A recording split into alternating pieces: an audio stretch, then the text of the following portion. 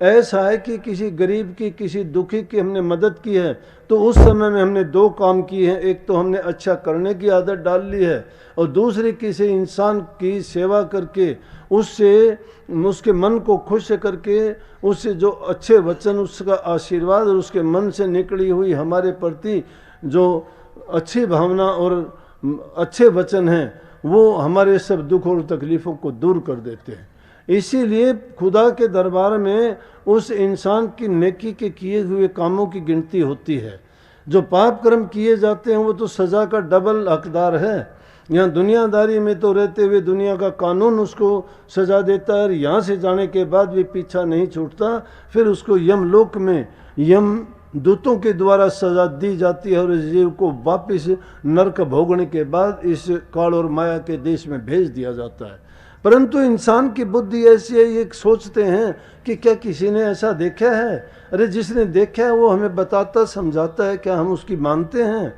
जब जिस चीज़ को हम देखते नहीं, जानते नहीं, उस चीज़ को हम मानने से इनकार कर देते हैं कि ना ये कुछ नहीं है ऐसा। लेकिन ये सोचना चाहिए कि बिना नियम के, बिना अनुशासन के, बिना कानून के कोई चीज़ यहाँ भी नहीं चलती है। छोटी सी छोटी चीज़ भी यहाँ कानून से बंधी हुई है, नियम से बंधी हुई है। ये प्रकृति भी सारी उस नियम के आधार पर चलती है। तो हर चीज़ का वहाँ लेखा रखा जाता है। यहाँ मन मर्जी के काम कर्म करने की जो आज़ादी दी गई है, उस आज़ादी में हम खयानत करते हैं। हमें जो परमात्मा की तरफ से अमानत मिली थी उसमें खयानत क्या कर देते हैं कि उन्होंने ये अवसर दिया था इंसान का चोला कि इस अवसर को पाके, गुरु भक्ति करके, गुरु को खोज के, सत्संग सुन के और नाम की दीक्षा लेके अपने जीवन को इन पाप कर्मों से बचा लेना, कर्म के कर्ज को उतार के वापस उस प्रभु के चरणों में पहुंच जाना, जहां जाने के बाद में फिर वापस नहीं आना जाना पड़ता। दुनिया में अगर देखोगे तो कबीर साहब वाली बात है। कबीर साहब कहते हैं, मैं जानूं मैं दुखी दुख सबाई जोग, ऊंचे चढ़ के देखिया तो घर घर यही आग। कि घर घर में यही आग लगी हुई है, यहाँ सुखी कोई नहीं है। जिसको देखोगे दुखी है लेकिन सुखी है। सुखी कौन है? संतों का दास सुखी है, जिसने अपनी इच्छाओं को काबू कर लिया है, जो गुरु के बताए नियमों पर चलता है, जिसके दिल में प्रेम है, जिसके दिल में नाम है। नाम उसके ही दिल में ठहर सकता है जो प्रेम करता है। प्रेम वही करेगा जो सेवा करता है।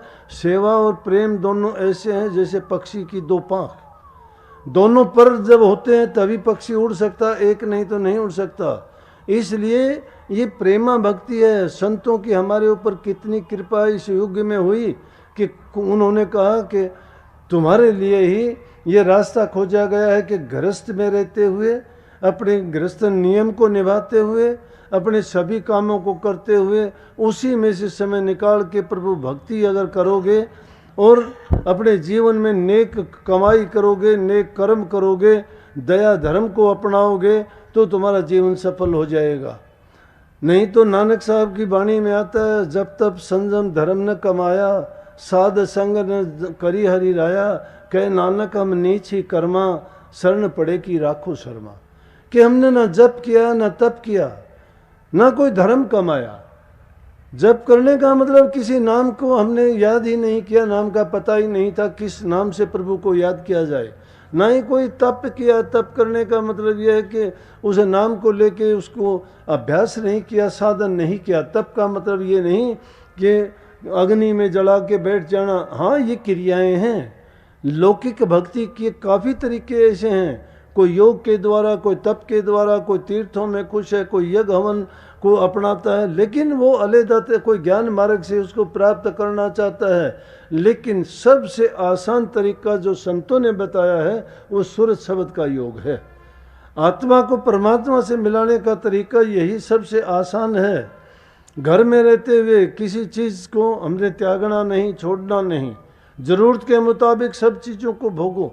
लेकिन अगर इस रास्ते में प्रभु की भक्ति और जाते वक्त हमारी कोई मदद करता है वो हमारा है। लेकिन उसमें अगर कोई बाधा करता है तो वो हमारा नहीं है, वो हमारा दुश्मन है। चाहे वो हमारा भाई भी क्यों ना हो, चाहे वो हमारा बाप भी क्यों ना हो, चाहे हमारी माँ बहन भी क्यों ना हो। जो प्रभु से मिलने के रास्ते में बाधा पैदा करता है वो हमारा मित्र नहीं है, हमारा अपना नहीं है, और उसको छोड़ने में भी देरी नहीं करनी चाहिए। शास्त्रों में ऐसे लेख हैं, और जिन्होंने ऐसा किया उन्होंने छोड़ दिया।